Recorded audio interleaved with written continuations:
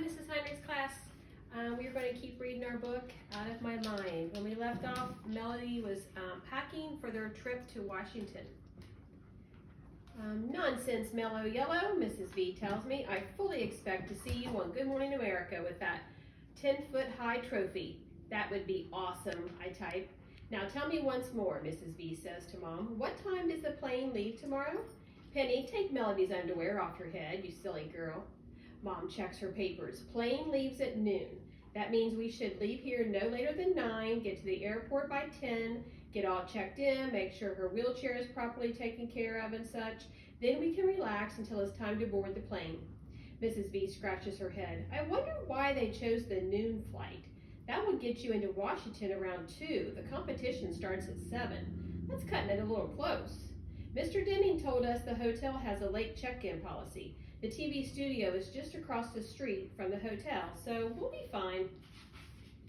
As Mom closes and zips my suitcase, I feel tears come to my eyes. I can't believe this is happening. In just one day, I will be in Washington, D.C. on national television. I pray I won't screw up. I want to call Rose and see if she's nervous too. I want to ask her what she'll wear in the White House. Suppose we get to meet the First Lady. Now that would be the bomb. I want to know if we'll be sitting near each other on the plane. I want to be like all the other girls. I don't sleep well that night. In the morning, Mom gets me bathed and dressed and fed in record time while Dad gets Penny ready. Go see plane? She asks repeatedly. Fly, wee, Dad says as he flies her around the room in his arms. She loves it. We head outside and Mrs. V hurries over, camera in hand. She snaps pictures of me getting strapped in, my suitcase being loaded, and my brave and hopeful victory smile. Then she does it all over again with Dad's camcorder. No, we'll never be able to forget this morning. Penny darts about, chasing Butterscotch, running in circles around the car, which has been washed and shined. Mom, dressed in a cool denim suit and surprisingly a pair of late-style Nikes, loads our bags into the car and we're almost totally ready to go by 8:45. Dad takes Butterscotch back into the house, then locks the front door on his way out. All set, he says. Let's do it, Mom yells. Even Penny can feel the excitement. She claps her hands. I can't stop grinning. Even though I know we have plenty of time, I keep wanting Dad to drive faster. I'm so afraid that we'll miss the plane, or that we forgot my ticket, or that I've thrown up and I will have to go back home. At the airport garage, we have no trouble finding a row of empty handicap parking places. We unload me, my chair, our bags, and Penny and Doodle. Mrs. V snaps more photos. It seems like hours, but in minutes we're at the check-in gate. Mrs. V pushes me. Mom carries Penny. Dad pulls a cart loaded with luggage and Doodle. It's 10 o'clock on the dot.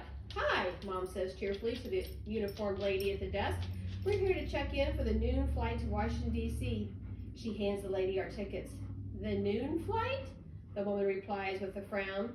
She types and clicks, purses her lips, then types some more. Finally, she looks up. I'm sorry, ma'am, but that flight has been canceled. We've had loads of cancellations today. A late winter snowstorm in the Northeast has caused backups all over. Canceled? My stomach starts to gurgle. Snow? Mom's voice sounds thick, but the weather here is sunny and clear. They've got 5 inches on the ground in Boston already, and more is predicted for this afternoon farther south. The FAA won't let planes take off in weather like that, so our whole system gets glumped up.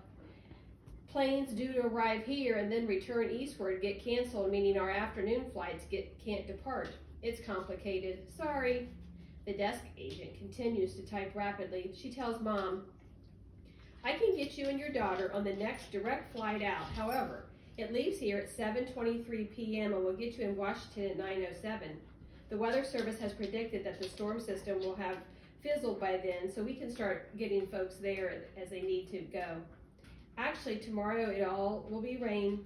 My heart is thudding now. Would you like me to rebook you now? She smiles cheerfully. She doesn't get it.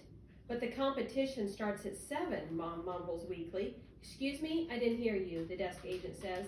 I can't breathe. Mom speaks a little louder. What about the rest of our group? We're traveling together, a group of school children, a quiz team actually. They were all booked on this flight. We've got a competition this evening. Oh, I remember those kids. They were here early this morning. Great group, so polite and well-mannered. They told me all about the competition and the huge trophy they might be bringing home. They came early? Mom croaks. It seems they all went to breakfast together, then came straight here. It's a good thing they did, too, or they wouldn't have gotten out. Where are they? Mom asked. Oh, they got switched to the 9 o'clock flight, the last eastbound plane to get out before flights started getting canceled. They had to run down to the gate, but they made it just in time. I made sure of it. She looks down at her computer. Yes, that flight left about an hour ago. They're gone, Mom whispers. I feel like I'm going to choke. Are you and your family going to D.C. to cheer them on? The woman asks. She still doesn't get it. No, my daughter is on the team, Mom explains. We must get to Washington. Isn't there another flight, perhaps on another airline? The woman looks at me and blinks.